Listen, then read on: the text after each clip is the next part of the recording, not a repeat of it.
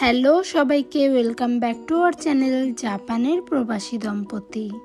আজকে আপনাদের নিয়ে যাব জাপানের পৃথিবী বিখ্যাত ওয়েস্টেরিয়া ফুলের গাছ দেখতে। এই গাছটি প্রায় 150 বছর পুরনো এবং এই গাছ থেকে ইন্সপায়ার হয়ে হলিউডের একটি মুভিতেও এই একই ধরনের গাছ তৈরি করা হয়েছিল। তাছাড়াও জাপানের বিভিন্ন অ্যানিমেশনে এই বিখ্যাত গাছ দেখানো হয়েছে।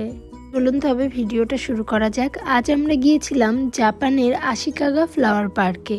এর আগে একবার আমি এই পার্কে আসলেও ওয়েস্টেরিয়া ফুল আমি এই প্রথম দেখছি।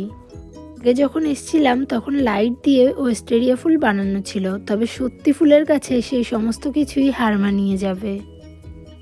এসে তো আমি পুরো অবাক, এই গাছটির থেকে চোখই ফেরানো যাচ্ছে না। তো আপনারা দেখতেই পাচ্ছেন এই গাছের ফুলের রঙটি কতটা মিষ্টি একটা বেগুনি কালার।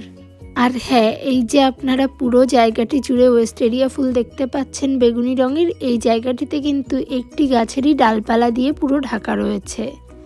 এই 150 বছর পুরনো গাছটির ডালপালা ছড়ানোর জন্য একটি লোহার মাচা তৈরি করা রয়েছে এবং তার উপর দিয়েই সুন্দর করে এই গাছের ডালপালা ছড়িয়ে রয়েছে। বলা হয় এই 150 বছর পুরনো ওয়েস্টেরিয়া গাছটি নাকি প্রায় 600 তাতামি ম্যাটের আয়তনের জায়গা জুড়ে বিস্তৃত হয়ে রয়েছে। আর একটি স্ট্যান্ডার্ড সাইজের তাতামি ম্যাটের সাইজ হয়ে থাকে প্রায় 16.5 স্কোয়ার ফিট। তাহলে ভাবুন যে ঠিক কতটা জায়গা জুড়ে এই গাছটি বিস্তৃত রয়েছে। আর এই বিখ্যাত গাছের থেকে ইন্সপায়ার হয়ে নাকি হলিউডের বিখ্যাত মুভি অ্যাভতারের দ্য ট্রি অফ সোলস তৈরি করা হয়েছিল। আর এই গাছটি ছাড়াও এই আশিকাগা ফ্লাওয়ার পার্কে দেখার মতো আরও অনেক ওয়েস্টেরিয়া গাছ রয়েছে, যেমন সাদা গাছ। তাছাড়াও এই দেখুন, এই পার্পল কালারটা আবার একটু অন্যরকম, একটু উজ্জ্বল। তাছাড়া দুটি 100 মিটার লম্বা ওয়েস্টেরিয়া ফুলের টানেলও রয়েছে। পার্কটিতে এক এক সিজনে এক এক ধরনের ফুল হয় আর সেই ফুলের সাজেই পার্কটি সেজে ওঠে। যখন শীতকাল থাকে কোনো ফুলই সেভাবে ফোটে না, তখন আবার লাইটিং দিয়ে এই বিভিন্ন ফুলের আদলে লাইটিং করে করে সাজানো হয়। লাইটিং দিয়ে সাজানোর সময়েরও আমার চ্যানেলে একটি ভিডিও আছে, আপনারা চাইলে দেখে নিতে পারেন।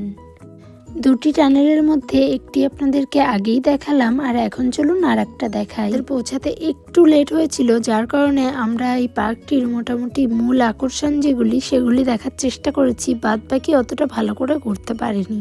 আর এই টানেলটিও বেশ সুন্দর ছিল, পুরো সাদা ফুল দিয়ে ঢাকা ছিল, মনে হচ্ছিল দেখতে দেখতে হারিয়ে যাচ্ছি। আর এই সাদা ফুলগুলোর থেকে এত সুন্দর একটা মিষ্টি গন্ধ বেরাচ্ছিল। তাহলে চলুন আজকের এই সুন্দর দৃশ্য উপভোগ করতে করতেই আজকের ভিডিওটা বরং এখানেই শেষ করছি। ভিডিওটি ভালো লাগলে অবশ্যই লাইক, কমেন্ট, শেয়ার এবং চ্যানেলটা সাবস্ক্রাইব করে দেবেন।